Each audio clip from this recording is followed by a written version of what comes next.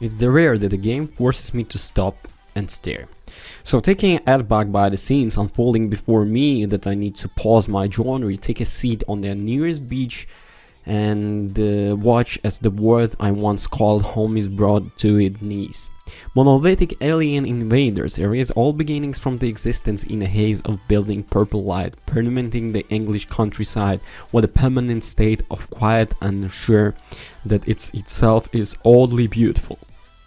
And all can do is stumble on, piercing together a narrative through abandoned homes and overturned cars after waking up in a place that is nothing like I used to know. Somerville is a disconcerting masterpiece.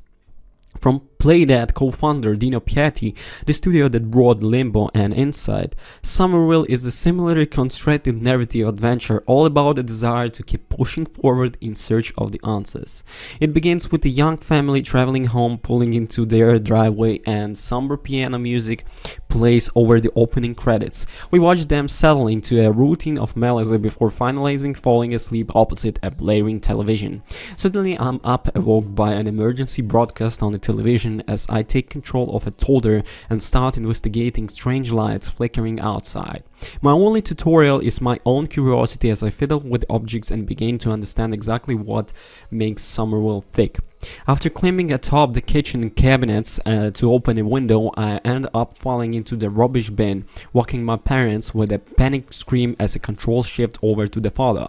This is when the game really starts, even if the new few minutes involve my stepping outside to feed the dog. I notice a strange object floating in the sky.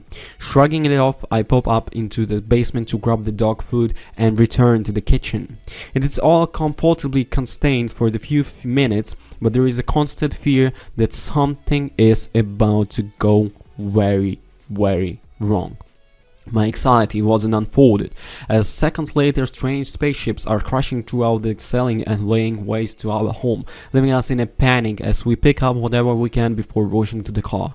In a hail of the purple destruction, only one means of escape is torn of the pieces, so we retreat to the basement and home it can sustain us in the ruthless onslaught to come. We await death, then suddenly a blue humanoid being bursts throughout the ceiling on the edge of death. I reach out to receive my own in burst building light. I'm dead, my wife clinging to the lifeless body. As the screen fades to black, all seems lost.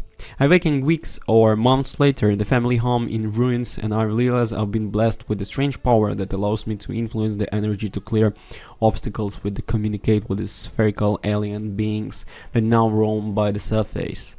Whatever the powerful is, I know it's keeping me alive, so all I can do is embrace its presence and start searching for my family.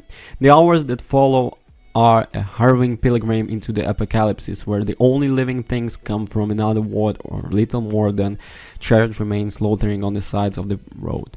Somerville is undoubtedly morbid, but the beauty of the nature and human perseverance shapes throughout the world that is being reshaped into something entirely different. There is no spoken or written dialogue, with the entire story being told throughout the body language and piecing clues together from the place you explore. An abandoned festival heavily reminiscent of Glasgow is filled with damaged tents and staged in the thrones of the performance, while farmlands were left behind the middle of the harvest, like humanity was wiped out in an instant. It reminds me of 28 days later, like I was stepping out into a world I knew so well but felt so unwelcoming. I overcame this through adaptation and keep digging deeper, and Somerville is built to perfectly accommodate this level of agency. Much like Limbo and Inside before it, all of its puzzles are driven by simple physics and gameplay systems gradually taught to the players throughout extremely crafted level design. There are a huge focus on the light sources, which used to tear away alien structures that help blend into the scenery, opening ways forward or unleashing previously hidden secrets. You'll pull weird objects around environments in ways that reminded me of the Half-Life 2, the Unity solutions revealing themselves throughout the natural cadence instead of the trial and error like so many games of ILK. I never felt truly stuck, merely confounded by a solution that was staring me right in my face. Story moments and new locals are introduced in ideal pace, and the dream of ensuring my family's safety was an omnipresent motivation, since there is no way I was going to stop until I found them. Yet this fairly traditional tale of reuniting with the loved ones is ripe with the twists and turns, which main character coming to play severely integral role in the coming conflicts and whatever exactly these alien forces are fighting for. The themselves of the play's family, abandonment, trauma, and our place in the universe are touched upon with the ample fragility, and by the time it all came to an end and I was left wondering if I had made all the right decisions, it is stunning and unapologetic of its narrative ambition in spite of often bordering on the pretensions. It never holds you hand, and small details across the game will be recontextualized as you dive in for repeat playouts and try in the vain to figure out exactly what it all means. It's been so long since the medium has floored me this much. There's watercolor detail in the world unrivaled scale. With the countryside stretching of the miles, I pick out the landmarks that will be eventually become inmate places for me to play about it.